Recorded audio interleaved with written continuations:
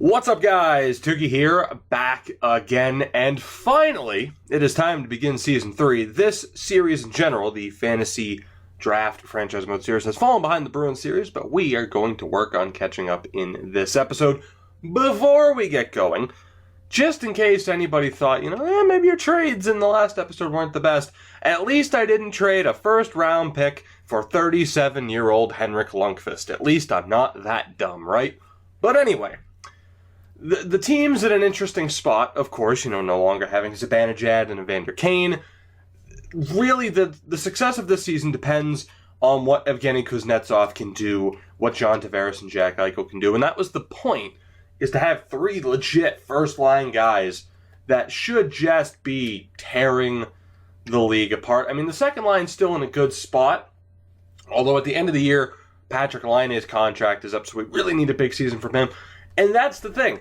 This group of players you're seeing right here will only be together for this season, most likely. Because Laine I think he'll be a UFA. No, he'll be a restricted free agent. He'll be an RFA. Timo Meier might be a UFA or an RFA. I can't remember. He'll be an RFA too. Free agent. Laine's a free agent. Meier's a free agent. Dal Cole will be a free agent. So someone like Nick Lappin, who we signed to a pretty crazy contract, he'll probably only be here for 1 year. And then, of course, you had DiGiuseppe and Nick Dowd on for 1 year. So it's a big season where a lot of players really need to prove themselves. Although, geez, that Larson contract should pay off. He hasn't jumped to like a 92, 93 overall like he has in the Bruins series, but there is still time. Point being, the roster turnover will continue, but hopefully we have found what can eventually be a winning combination this year. As long as we don't face Dallas in the playoffs, I think we will be okay. We had a perfect 6-0 preseason. I wish we had a perfect 6-0 postseason. So we're coming into the season right now on a pretty good stretch, and hopefully we can turn that into regular season success. We are going to find out. Let's sim the opening month of October. Let's see what this new team can do. Okay. So we're 1 game into the new year. Technically 2. And Timo Meier went down to injury after, mind you, I didn't mention this at the top of the episode, as promised, injuries have been turned down in both series, and Timo Meier is still out until December 1st. We just can't catch a break, guys. Timo Meier could catch a break, or close enough with a separated shoulder, but in general, we just cannot catch a break. We'll call up Josh Olivo for now, technically, because he is a fourth-line guy. I'll probably look at signing a free agent in the meantime, and then we'll probably trade that person away. But yeah, good start. We're not at the end of the month. That's because I can't afford to wait until the end of the month. We are 2-3-1 through our first 6 games, and despite turning down injuries, holy shit, have they been a major issue, as currently Larson, Dal Cole, and Timo Meier are all injured. Again, I repeat, I have turned down injuries. The problem is I am just simply cursed. However, on the bright side, we were able to grab Emile Poirier. He was a restricted free agent with the Hurricanes, and they just couldn't afford him. So we send in a basic offer, and we pick up Emile Poirier for basically nothing, which is pretty nice. And once Timo Meier comes back, we could trade Poirier or maybe dump him onto the fourth line. But again, he has potential, so I'd want to put him into his proper role so maybe he'd progress. But that's Timo Meier's spot, and I'd much rather have Timo Meier there. We are just a mess right now because of these injuries. Carey Price is underperforming. People aren't scoring. But again, on the bright side, we are only 6 games into this new season. But because we've already had 2 interruptions here, let's move forward. We'll try to get through the end of November. That is the goal. Again, we do want to get to the All-Star break here. And with this amount of injuries, we're going to have to sim some pretty decent amount of games at a time just to make it there. So we've reached December 1st, not nearly as quickly, I can't sugarcoat this. Our team sucks right now, and we are getting decimated by injuries. 8, 9, and 5 on the year. So I checked the injury slider. It was at 50. So we lowered it to 40. The very first, and the injuries were still adding up at 40. So I dropped it to 35. The first game at 35, Nick Dowd went down to injury. So really what it's looking like is either just we have that injury slider at like a 15 or a 20, or we just don't have it at all, which, I mean, yeah, we could do that, but in a way I do still want injuries to be a factor, but we are just so goddamn snake bitten by injuries. It is absolutely ridiculous at this point, as I do need to probably trade Emile Poirier here. We will see what we can get for him, but again, he was a free agent signing. Well, then again, can we really afford to trade him that quickly? That's another issue, especially after trading away Tyler Bozak. We're in a very, very rough spot. Or was it even Tyler Bozak that we signed and traded away quickly? I don't even remember at this point.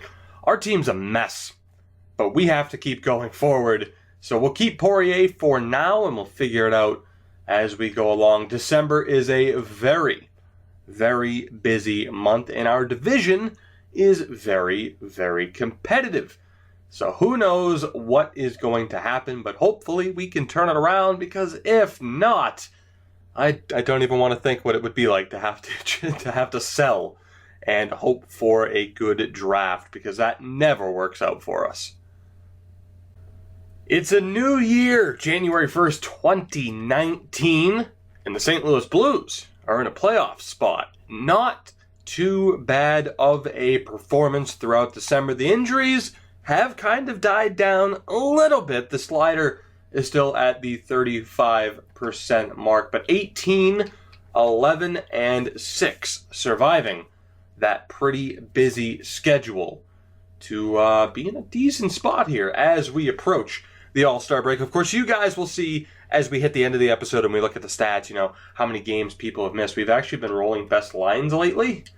And I didn't even notice that it put line A on the top line on that side. But he's doing well. Nobody else is really doing that well. So you guys might hate me for this, but I'm going to switch that back right there. It's actually been putting Dow Call on the second line. Have we been winning? And am I kind of screwing with things a little bit? Probably. Clem Costin. We had the option to send him back to junior, so we did. And right now it's Lappin who is down on the fourth line. So I'm not sure what I want to do. I'd probably rather hold on to Emile Poirier than him. So we're just going to wait until we can eventually get to the point where we can trade him, despite picking him up in the off season. Although we have a lot of lefties right now, which kind of bugs me a little bit. No progression from Sergachev or Larson. But like I said, we will take a look at everything in just a few moments, because we are going to sim to the All-Star break. We are 6 points back of the Dallas Stars, who, yes, again, are kind of the top team in this division right now, which is unfortunate. We actually play them this month. The Chicago Wolves, by the way, very good. I didn't even look at their record. 19-9-2. Not too bad at all. But we have a lot of games, so let's get through them. Let's sim to the All-Star break on January 27th. Will we be a playoff team? Can we catch up to Dallas, or will we fall off the wagon? Let's find out. We've hit the All-Star break. January, much more kind to us, aside from the start of the month, but we have won 7 straight games, leading to a 26-15 and 6 record. The Chicago Wolves still playing well. Things are looking good, with the exception of some injuries. We actually just lost John Tavares, but we are in second place, 2 points back of the Stars, but only 2 points above Nashville and Colorado. So it is a dogfight for those spots. And we'll actually look at just straight up player stats here, because we have an interesting situation on our hands. So we will start here just by looking at centers. Michael Dow Call is up to an 88 overall and is a legit second line forward. There is a very strong chance, as you probably hear my dog jumping around, there is a very strong chance that we could just trade Draisaitl here. I mean, we could keep him on the third line, but in a way it's kind of like, what's the point? What's the point? Why not, pair Draisaitl with somebody else? Say, for example, if we decide, let's get a different right wing, we could do Draisaitl and another winger that we have to get like a really good right wing. But of course, you guys have seen Patrik Laine is our leading scorer. So Dal Call, doing well. 43 games, 31 points. John Tavares just injured, not having the greatest of seasons, 26 points in 46 games, and then Draisaitl with 21 points in 44. Fourth line, Nick Dowd, only 7 points. I didn't expect too much out of him. He's a plus player. That's impressive to me. And then you have the likes of Dalpeg, Brett Howden, and Boyd Gordon, who have played some games due to injury. Jonathan Huberdeau has 32 points in 47 games. Kuznetsov, only 23 points in 40 games. You could argue, yes, he's missed time. What I was just talking about with Draisaitl there could be relevant.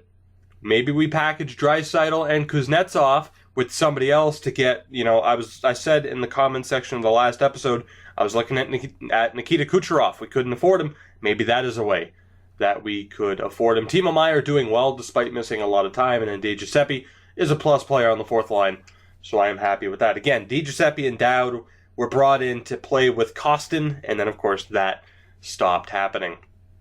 I should mention, too, I forgot to mention this, the AHL's changed quite a bit. We lost Josh Olivo on waivers when we first brought in Poirier, so that happened a while ago, and we've also had some waiver claims that I will show you in a minute. And then, Patrik Laine, 44 points in 47 games. He is only a second-line guy, but you could argue that maybe we should put him on the top line. Jack Eichel with 30 points in 47 games. Emile Poirier has been great for us, so we have to keep him. We have to. We could still look at trading Nick Lappin, though. So, tough situation. You guys will get a better look at it with the edit lines. Defensively, a lot of injuries. Joakim Ryan is our depth guy. We actually called him up, and he's just been sitting there when injuries haven't happened. But as you can tell, he's played 20 games this year. So there have been quite a few injuries defensively. So he has had plenty of playing time. And then the goaltending, 38 games for Carey Price, 23-8-3. Not too bad with a .926 save percentage. And despite not having the best record, Brian Elliott hasn't been terrible. So let's get... English. So let's get you guys, is what I was about to say. I'll look at the actual line combos, because it's a different way to look at it. Evgeny Kuznetsov, first line guy. Dal Call, second line guy. So it's like we could go with something, like if we were to get rid of Kuznetsov, for example, we could have, say, Dal Call, Tavares, Laine, Huberdeau, Eichel, and then use Kuznetsov and Draisaitl to get another great right wing that can play behind Laine. It could even be someone first-line quality, but we just have options right now. And defensively, in a way, I still think we're good because all of these players still have potential, although it is a shame that we haven't seen too much progression this year. And on the third line, Emile Poirier is not too great at face-offs, but we need him and Meier on that third line. It's just a shame. Jesus, I am just stammering through all of this. I apologize. They're both lefties, but we could easily play Poirier over here, trade Lappin, or maybe we hold on to Draisaitl and play him on the third line. Holy fuck, English man, it's so difficult. What I'm saying is we have a lot of options, a ton. We could trade Lappin and Kuznetsov for a right wing. And then that way, when Tavares is back, it's him, Dal Call, and Laine. I think you guys get the point. We have options, but we are going to need to make a move, most likely. Or we could keep this team together, theoretically, and just work DiGiuseppe and Dowd out of the lineup. Maybe even probably send Howden back down to Chicago. I don't think he's ready. But, we could just hold on to the top 9 right here. And like I said, I'm pretty sure, Tavares is the only guy injured right now, and then we could just find 2 other players for that fourth line, send Dowd and DiGiuseppe packing.